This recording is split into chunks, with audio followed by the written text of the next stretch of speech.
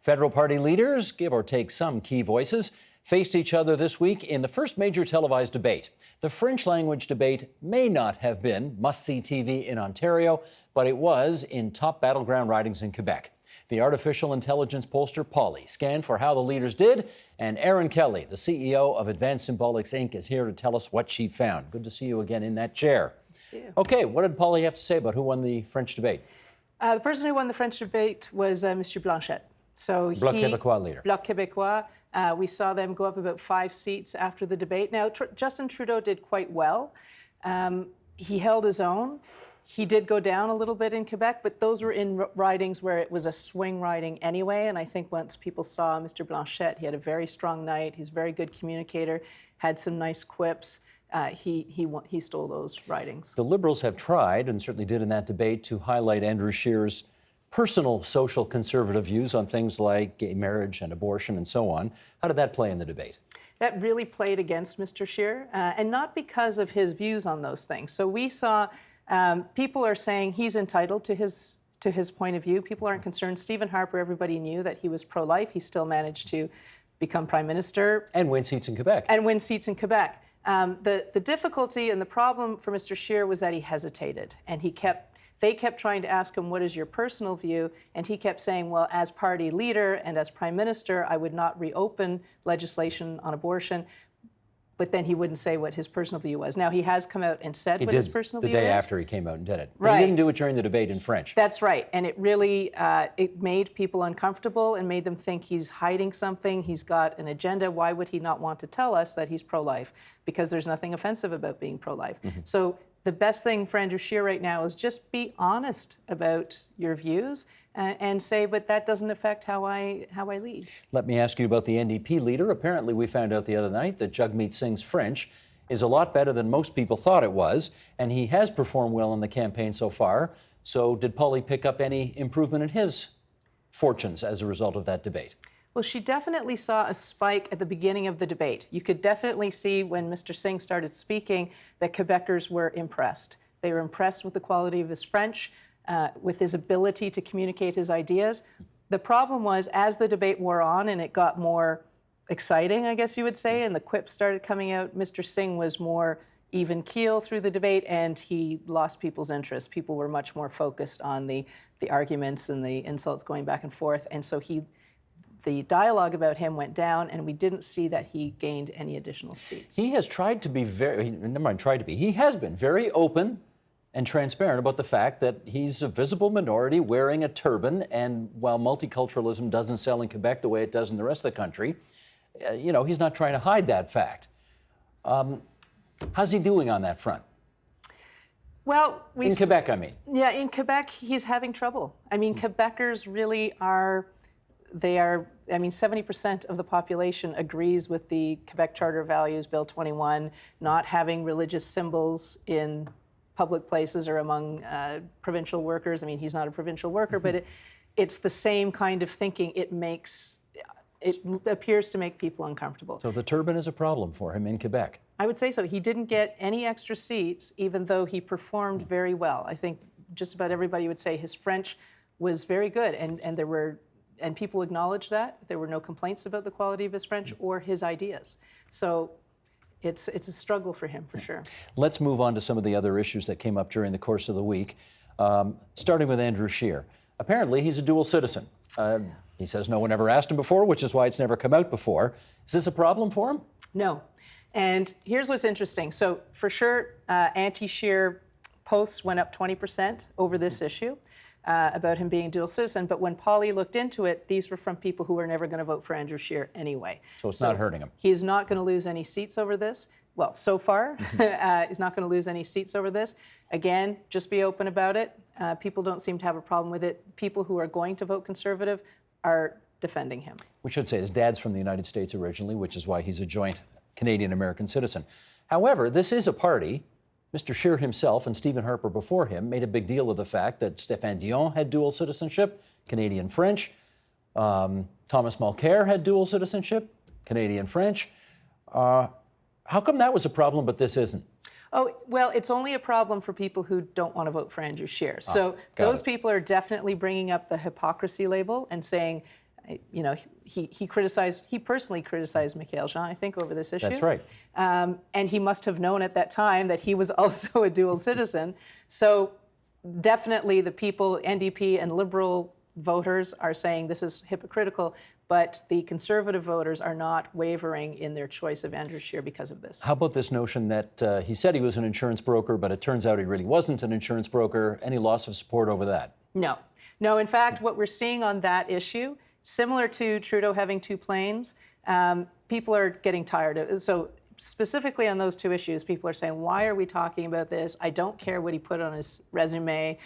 We've got much bigger issues to talk about, and we're seeing that people are starting to get really negative, and I think if we continue with the nitpicking, it's going to keep people from the polls. We're actually seeing some of these people are saying, oh, this is just getting to be tiring. That's an interesting observation because, before the era of Trump, these kinds of things would be harmful to someone's campaign, but maybe we are so inured to much bigger scandals which happen on a daily basis south of the border that this stuff barely makes a dent now? Is that it? That's possible. I mean, it's people are, what he says on his resume is his personal thing. We saw that in the provincial election as well when Doug Ford's sister-in-law was suing him. Right. Nobody cared. They said that's his personal affair. But, if she's questioning his ethics as a businessman or what have you, no, but people didn't see that as impacting his ability to be premier. Now, one of the things you told us last week when we gathered in this space was the Conservatives have more votes at the moment than the Liberals.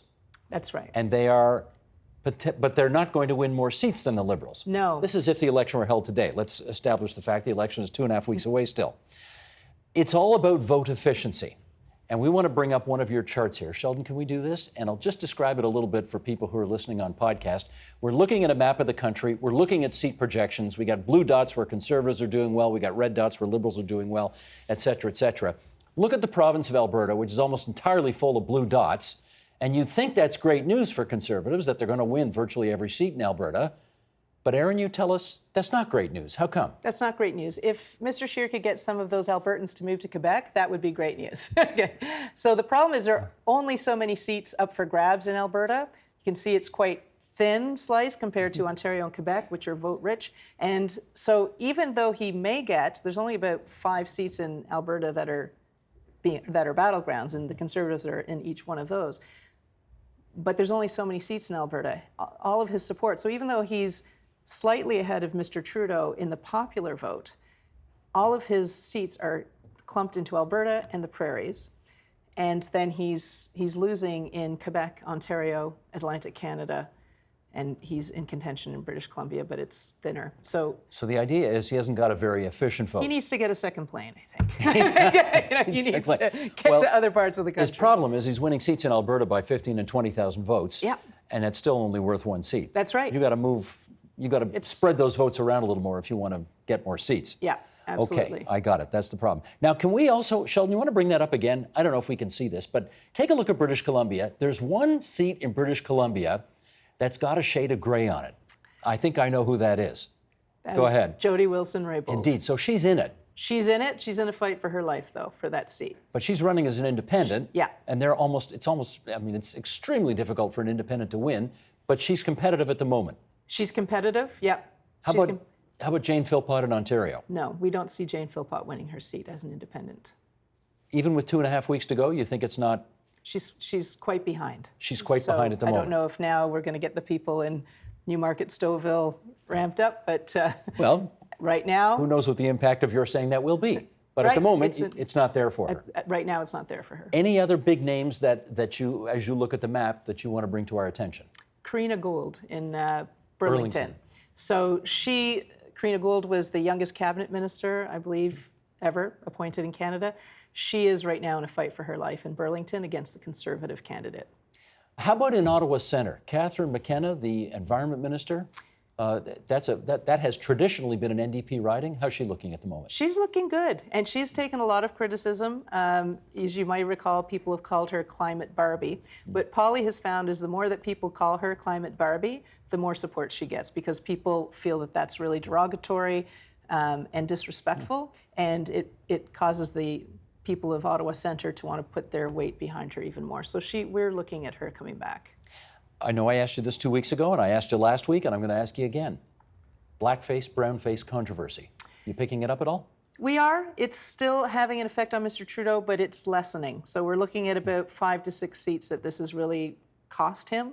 But he's moving on for sure. Is there one overarching issue that has caught on in this campaign that Polly's picking up? Affordability. Affordability. This is the number one issue by far for everybody across the region, rural, urban, all age demographics. It's really almost like it's a crying call for the electorate right now. And it's everything. And interestingly enough, when we look at what do people mean by affordability, it's really the prices of things. People aren't complaining about wages, which you would think would be part of that. This is less about a living wage or this or that. It's really coming from the middle class. It's a very centrist issue. And they're saying it's just too expensive to live in the most desirable parts of the country. In, I think, almost every election I've covered, the polls have tended to move quite a bit. Mm-hmm. How is voter volatility in this election campaign so far? We're seeing it now get consistent. So when we started at the beginning of this election, the Liberals were in majority territory. Mm-hmm. That the probability of that has gone down and stayed down now for the last 2 weeks. So we're starting to see them comfortably come into a minority situation.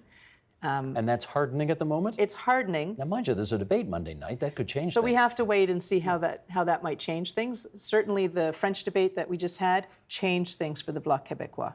For the better? For the better, for the Bloc, yeah. Mm-hmm. So at the cost of the Liberals. 2.5 weeks to go. How confident is your artificial intelligence algorithm in being prepared to say that you know how this thing's going to turn out? We're not ready yet. Because it's a minority, it's still too close to call, but we're hoping we're going to be able to do it on the 18th, the last Friday before the election. Again, we have to get Polly's margin of error down to under 3%. What is it now? It's still at about 6%. So interesting. A 6% margin of error. Yes. Which is, I mean, for traditional polling, that's not too bad. But for you, that's for us, not that's good, unacceptable. Not good enough. Yeah. Got it. Okay. Last 30 seconds. What are you looking for over the next week? What should we be looking for over the next week? So over the next week, we want to see how Jagmeet Singh does in the French election. We really need to see how Justin Trudeau, if he can pull ahead, he needs to win the next Quebec French election. The debate, you mean? The debate, sorry. Yeah. The election, the debate. Andrew Scheer is, I think he's baked. What he's got in Quebec is what he's got. But there's still swing ridings for the Liberals that are in contention with the Bloc Québécois. That's going to be the most critical thing for Mr. Trudeau in the next French debate. He needs to win those swing ridings to have a strong showing on October 21st. Maxime Bernier picking anything up for the People's Party? No, but he's going to be in the next debate, right? He wasn't in the last. He's going to be in the English debate, yeah. Right. So that'll be an opportunity for people to actually hear from him directly, but so far, no, he's not trending. Gotcha. See you next week. Thanks, Steve. Thanks, Erin. Erin Kelly from Advanced Symbolics Inc. The Agenda with Steve Paikin is brought to you by the Chartered Professional Accountants of Ontario. CPA Ontario is a regulator, an educator, a thought leader, and an advocate. We protect the public. We advance our profession. We guide our CPAs. We are CPA Ontario. And by viewers like you. Thank you.